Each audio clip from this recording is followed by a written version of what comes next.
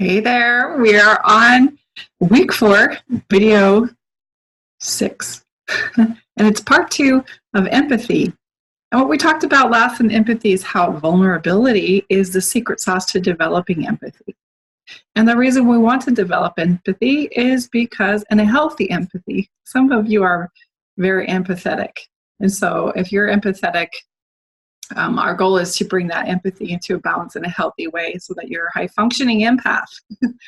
And the reason that we want to develop empathy is so that we can connect, so that we can, have influence and make impact in the world, and to be able to approach the people in our life with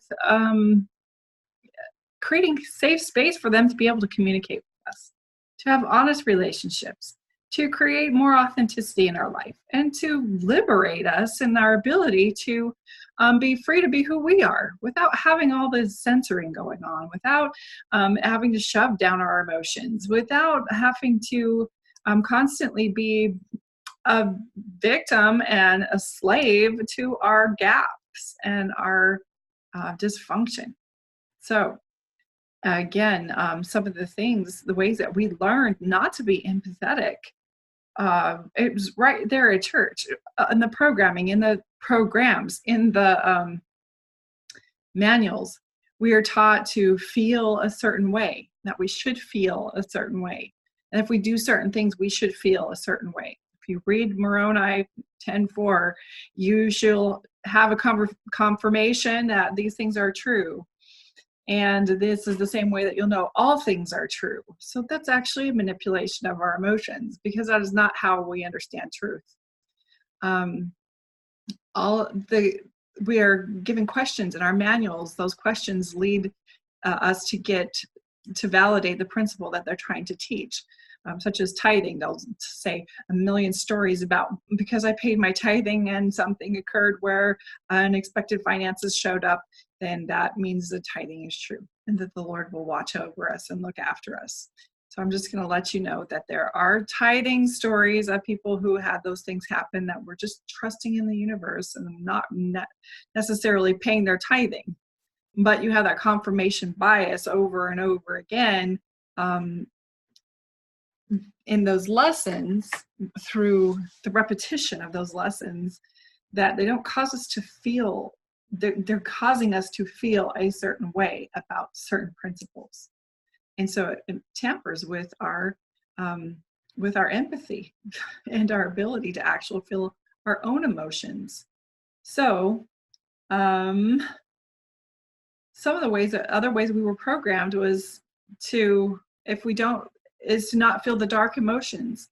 And so if we're not willing to feel vulnerable, we're taught there's no other possible perspective.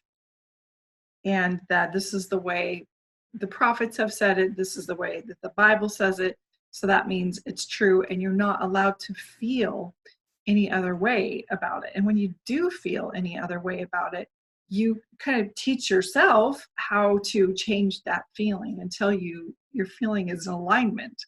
And so this is all emotional manipulation. One of the leaders, I'll just tell you, one of the leaders that really connect with me in my heavy perfectionist days was President Eyring, Henry B. Eyring. And I just thought, he's got it figured out. And then he just started to get super emotional. Like when he talks, every conference talk now, if you notice, he'll break into crying. And his crying now, I see it, is on cue. And it almost feels robotic to me. And I recognize that I kind of modeled that same thing when I would bear my testimony. I thought it was real. I thought that when I went to that part where I know this church is true and I felt the lump in my throat, I thought all that was real emotion. And now I understand it as a conditioned emotion. When I go to say something that feels really close to me, I don't tear up. I don't get verklempt. I don't get all choked up. And so it's interesting to watch, especially President Eyring. He's one to watch for this specifically, to watch like the cued emotions in his attempt to get us to feel a certain way. whether he does this consciously or unconsciously. I'm going to assume he does it unconsciously, but it is a cultural conditioning to get us to feel a certain way about something ultra sensitive and that we should be feeling too. Or that we really want other people to feel. And so if we add the tears and emotion to it, maybe it will just give it that special oomph that we want to help them know that we know it's true, or that we have an emotional connection to it. But all of that is very much conditioned, and we're not really allowed to have authentic emotional stuff going on. I will say the most authentic emotional experience that I have in church is girls' camp testimonial meeting. That is where emotions are flying everywhere, and people are really sharing some pretty off the wall stuff. But even then, they're conditioned to cry during testimony meeting. Oh, are you going to cry in testimony meeting? It's almost like a pre-planned thing that you have to be emotional at girls' camp testimony meeting. So it's really interesting. If you'll watch General Conference, there is little to no emotion. First of all, everything is up on the cue board, and so they're reading their own talk that they had to have approval for weeks in advance. And so there's very little emotion. It feels very robotic. And the cadence and the tonality and the vocabulary, the sequencing of the vocabulary. If you listen to General Conference, you can hear it now. Whereas before, it was almost like the Pied Piper, and we tuned into, the authorities are talking, and plan the day, and make your cinnamon rolls or whatever traditions you had at General Conference time. And I imagine this is the same for Jehovah's Witness at the time when they had conventions too, where you had the traditions. And it's like we are conditioned to tune in to those authorities. And when you listen to them, when you release them as your authority, they sound robotic. You'll notice that when they say something funny, it's almost like the laugh is on cue, even though if you think about what they just said, it isn't that funny. But it's like the whole congregation is conditioned to laugh on cue and thinking, oh, that was a joke from a general authority. We need to laugh to offer, some kind of connection that we are in agreement with your sense of humor. It's just fascinating to watch it now. So there's very little to no emotion. It's very robotic in General Conference. It's like there's cued emotions. There's cued laughing. There's cued, emotion in the prayers. And it's almost like this programmed reverence that we have. It's interesting. So the whole goal is to try to get you to feel a certain way. And these are fabricated feelings. These are manufactured feelings. And it gets us very disconnected from our own emotional well-being. It gets us very disconnected from how we literally feel. And it starts from, the missionary time of conversion, where you're pushed very quickly into baptism. And you're given that the suggestology that's woven into the challenge in Moroni. All these things are done immediately right off the bat, and they're done to get you pulled in so that you can start the repetition of the programming. And then when you get that repetition going, you know how to have answers to all things, and you're being trained to feel certain emotions at certain times. And so it's all kind of a program. It's conditioning. And when you become aware of it, it becomes fascinating to the cadence of the primary songs and how important the music is, because music is a high modality for programming. And we can remember those songs. We will remember those songs for life. So we're taught to dismiss the uncomfortable emotions that we have. We're taught to ramp up those good feelings, and that when we have those good feelings and we're having the peaceful feelings, the connected feelings, that we're told that is the Holy Spirit, and that is really exclusive to people who have the Holy Ghost. But they actually happen to anybody. And whenever they're feeling peace or connectedness or love or joy, they have those emotions. They're not just indicative of that religion. So the unhealthy empath is also trained to put the other's needs before their own. I kind of already talked about that when I talked about being expected to drop everything and either meet the bishop for an interview or to go clean the church building or whatever is asked of you, to place the needs of the church above your own and to suppress your own emotions and feelings and needs. One of the things I wanted to point out is the 2015 policy, where it was really quite an exclusion for the LGBTQ community. That policy was an example of how the church as an entity, or the brethren, whoever collaborated with that policy, had such a lack of empathy with no foresight on how that policy would affect people individually and personally. It's like they could not step into the shoes of somebody who has a different gender orientation or sexual orientation. They could not feel what it feels like to put that policy in place and how it would destroy families and affect families. That is just a perfect example of the lack of empathy and no foresight on the feelings of others. So one of the things that I wanted to be able to focus on in this part 2 is how do we develop healthy empathy? And empathy is one of the most difficult characters to develop. We all have the capacity to develop it, but first we have to want it. We have to find value in developing empathy. So if you are struggling in your relationships and you seem to really push everyone away and you don't feel like you're connecting, you might be having a lack of empathy. If you're having too many people drain on you and have high expectations of you, and you are constantly on call because everybody knows you're going to follow through, you're probably an unhealthy empath. So there's so much benefit and value in balancing these things out for no other reason than you get to connect. And that is one of the highest desires that we have as human beings, is to connect. And so some of the ways to develop empathy is to genuinely care about other people.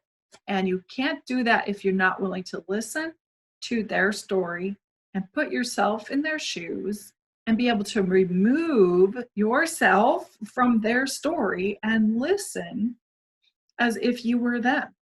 And that is a skill. And sometimes we listen to a story and try to insert our own experience into it rather than listening to understand. And so developing empathy is very much about caring enough about the welfare of another human being, all human beings, that you want to know how they feel and you want to connect with them. And we can't do that if we don't even listen to their stories with genuine interest, with a desire to understand rather than a desire to infuse them with our intelligence or to impose our opinions and our way of doing things onto them. Another thing to help develop empathy is to approach people with an attitude of, I just want to know about this person. I'm genuinely curious. When we're in the church, we approach people outside of the church for the purpose of listening where we can connect with them so that we can infuse them with a gospel message, so that we can convince them that they need to join the church.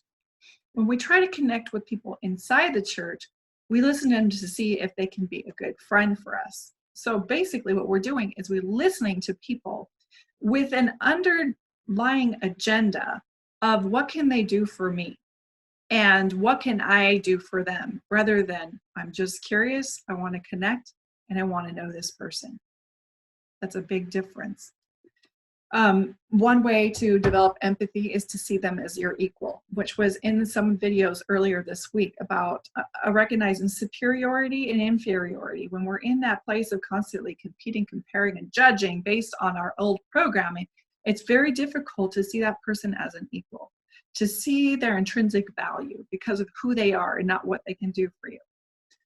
Another way to develop empathy is to fall in love with that person's messiness, to witness their beauty and their warts all at the same time, and to connect with it in a way where you can see it in you, where we're the same. We have a variety of experiences, but our emotions, our gamut of emotions is the same. And in that way, we're in the same flight. We're in the same experience together. And the more I can know about you, the more I can connect, but the more I connect with myself.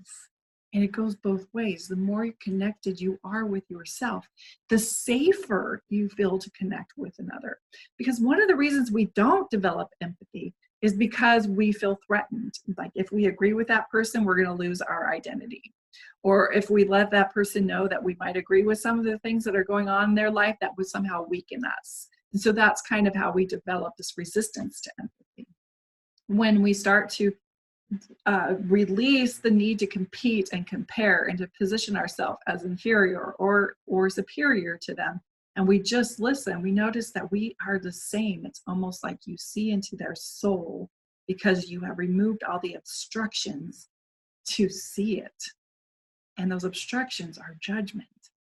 And so learning to fall in love with a person in front of you, no matter who it is, with their messiness, with their beauty, because you're already aware and accepting of your own. Be willing to cry.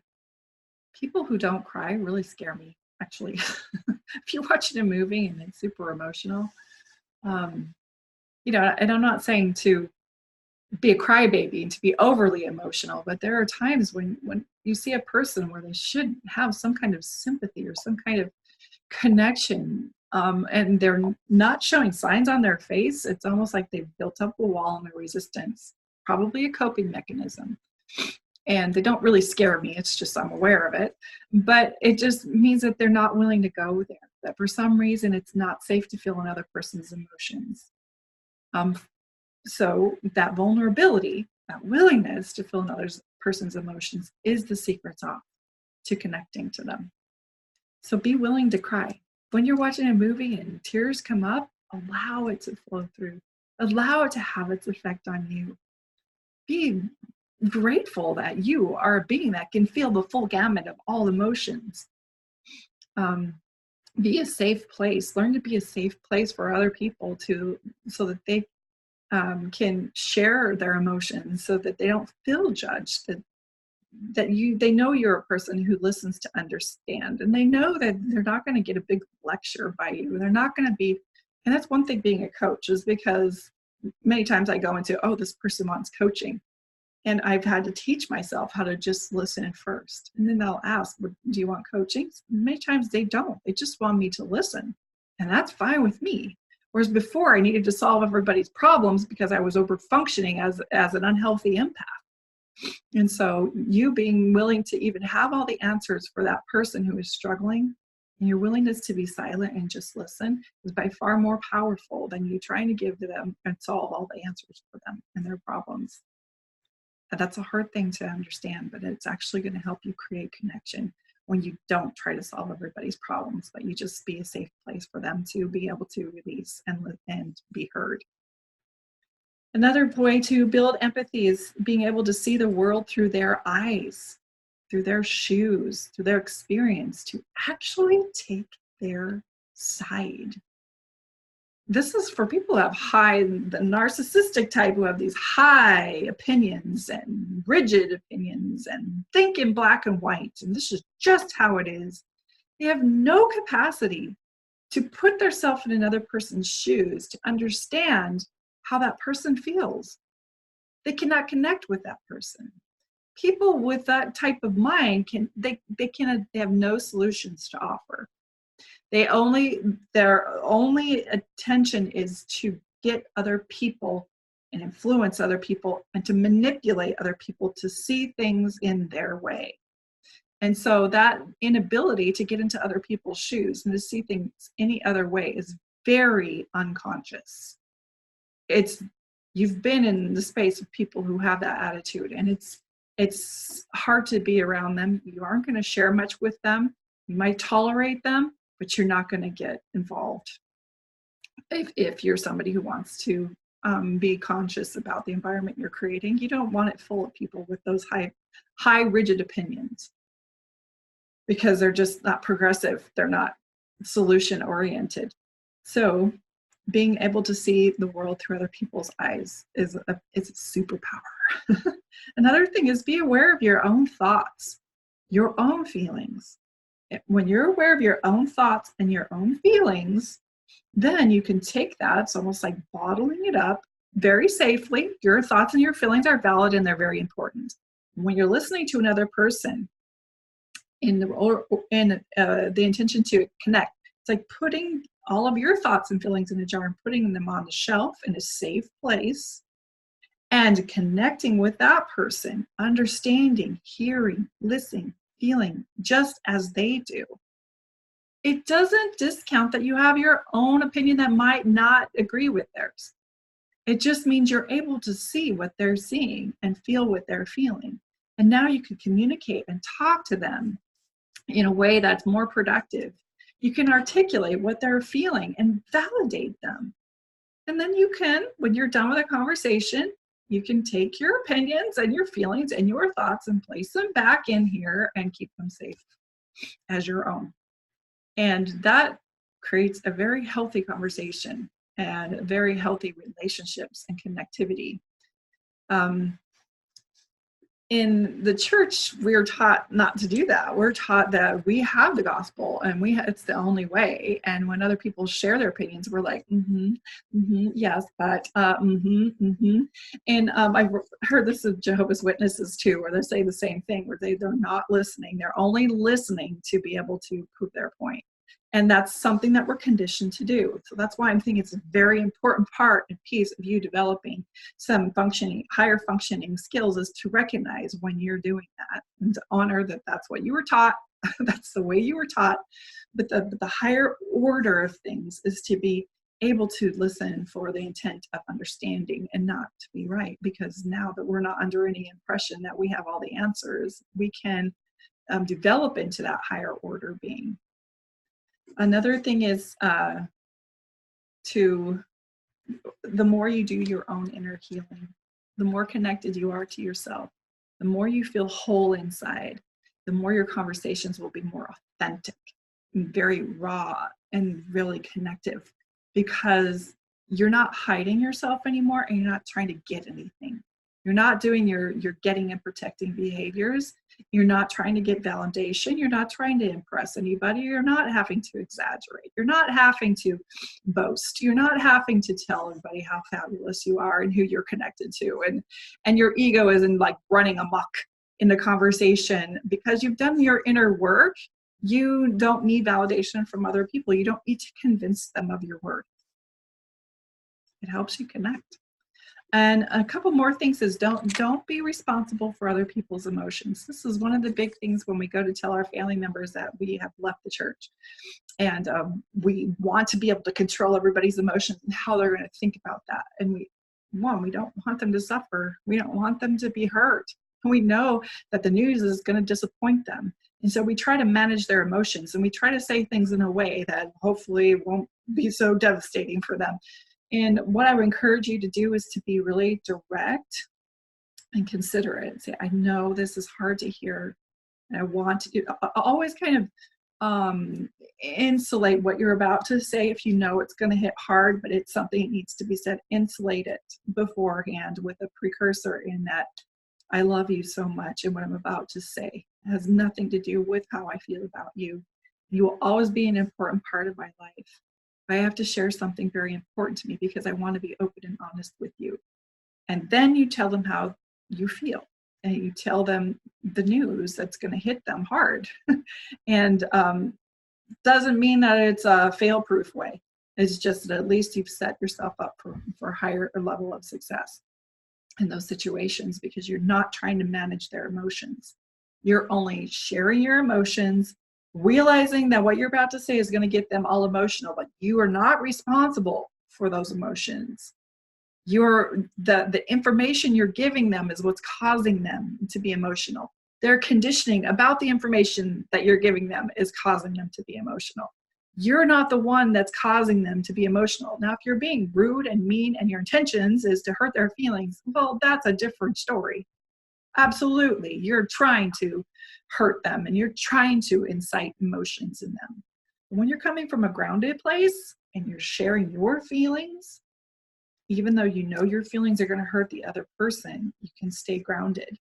Allow them to feel whatever it is they're going to feel. You can have sympathy for that and understand and have compassion for that. But it is not your responsibility to manage their emotional response.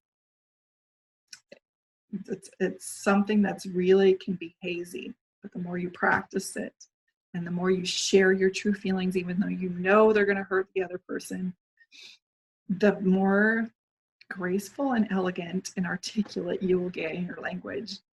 You can never just one day pop into a conversation and have deep, meaningful conversations without some level of practice where you did it awkwardly and really terribly.